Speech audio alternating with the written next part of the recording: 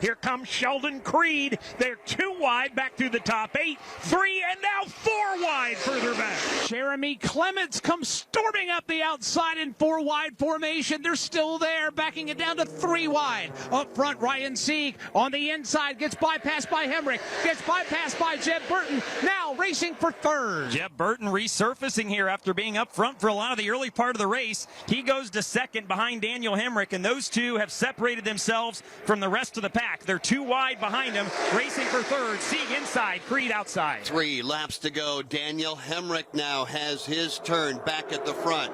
He goes to the bottom, all the way across the top to throw a block on Jeb Burton. Here comes Jeb. He's going to break out of line. He's going to go to the top, and Hemric will follow. Everybody for the moment in tow behind the lead automobile of Daniel Hemric. It's Hemric, Burton, Creed, and Austin Hill. The RCR teammates are back together again. Now Creed will break ranks. He'll dive to the bottom of the racetrack. One block trying to get thrown on Creed, not there. Austin Hill has become separated from Creed. Creed and Burton side by side for second. Sieg and Hill wheel to wheel for fifth. They hit the banking of the entry to turn number 3. Creed goes by. Burton gets into the back bumper. Hemric and turns him. Hemric spins up the racetrack, collects 2, 3, 4, 5 other cars. A massive accident in turn number 4. Tons of heavy impacts. One car is upside down. It's the Daniel Hemric car on his lid. Austin Hill is involved. Ryan Sieg involved. The 53 car is involved. Several massive incidents, and about 10 cars stopped down here on the tri-oval at the entry to 3 and 4. Huge crash. Daniel Hemric's car has come to a rest upside down. Significant damage on more than, a dozen race cars. Dylan Welch at your feet. Oh, my goodness, and there were some incredible impacts over here at the exit of turn number 4. Somebody came up the racetrack and absolutely thundered the outside wall. Riley Herbst is stopped down here as well. Window net still up on his race car. Ryan Sieg is backing away and driving from the scene. Herbst puts his window net down. That's a good sign. Medical teams attending to Daniel Hemric, who is upside down still, and Chandler Smith is also stopped over here with heavy front end damage. Safety crews tending to him as well. What an impact over and over and over. It seemed like they just kept piling in. There was probably 15 cars over here involved at the exit of turn 4. And I would say half of those cars junk and on pit road. Somebody's on fire headed down pit road as we speak. I can't make out exactly which car that was. Joey Gase is the driver that's has some fire out of the left side of that race car. He's made it to his pit box, and the field looks like they're going to have to come to a rest. Looks like we're going under the red flag for a second time, but we are headed to overtime here at Talladega for the 11th time in the last 22 Talladega races, and only the second time this year the Xfinity Series will go into overtime. The other one was back at Daytona. All right, it appears as though Dylan Welch, they are trying to get the car of Daniel Hemric back on all fours. What do you see from your vantage point? Yeah, he stopped right at my feet here, and crews are tending to him and talking to Daniel inside the race car. I think they're going to wait to try and get him out, at least until they get the car back righted on its wheels, which they have the tow truck there now, and they're trying to attach the hook to that to get it righted. We did see Riley Herbst get out of the race car, and I believe Ryan Sieg is in the process of getting out of the race car right now, but the main focus right now is on Daniel Hemric's car, which again sits upside down on its roof here on the apron at the exit of turn 4. So Mike Bagley, under the red flag, we're going to overtime with all the attention to all the cars crashing hard off turn 4. Who's left? We have 13 cars that right now sit on the racetrack, about to be joined by a 14th. That 14th car is coming out of turn 2. From what I can tell from my position, the first car behind the pace car is Jeb Burton, then Sheldon Creed, and then everybody has come to a stop. But a total of 14 cars now remain on the backstretch. All right, Mike, we're hearing now from NASCAR red flag.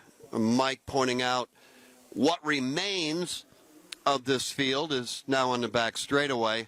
We'll take you back through the block gone wrong after we take this time out. Unofficially, Jeb Burton, Sheldon Creed, Parker Kligerman, Brennan Poole, and Kyle Sieg. Again, unofficially, your top 5 under the red flag.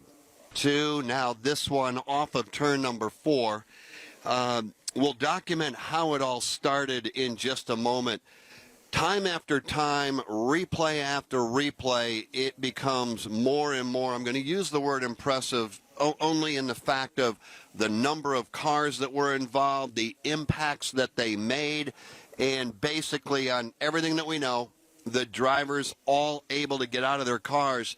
That was one massive crash off turn number 4. And Dylan Welch, you mentioned some of the hardest hits you've been able to witness. I know Josh Balicki came from the bottom all the way to the top. Kaz Grala, he had a huge head-on hit. Also, Ryan Sieg, it was just melee in front of you. It was, and of course, they're at this speed and the way that we're racing, there's never necessarily a good impact when you're involved in an accident like this. But these impacts were far from that. You guys were talking about the safer barrier. That right there is why we have the safer barrier for those kind of hits, and the fact that everybody was able to get out of their race car. And we mentioned Daniel Hemric got out, walked to the ambulance, was upside down. I mean, it just is a testament to everything and every safety innovation that has come through the sport here in the last 20 years, from the cars to the walls to the seats inside these race cars. Everything that has gone into just keeping these guys safe did its job right there, because those were some hellacious impacts, and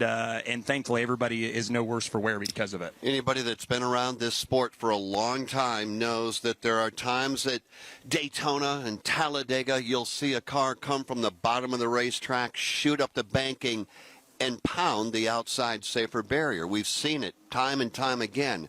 Rarely have we seen it where one, then another, and then another, literally come piling in.